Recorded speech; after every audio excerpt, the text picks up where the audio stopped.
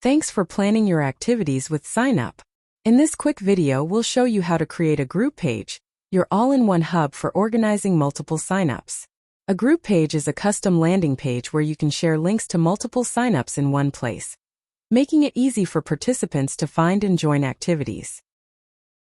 Use group pages for schools, nonprofits, teams, conferences, or large events like festivals and races.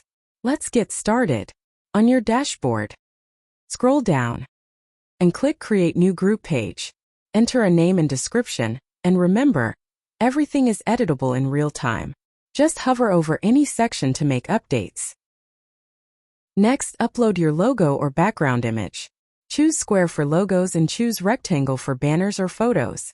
You can resize and reposition your image, then click Preview to see how it looks.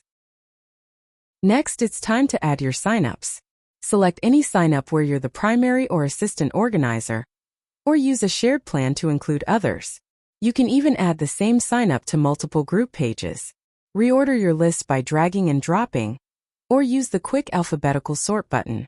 To remove a signup, just click the unlink icon.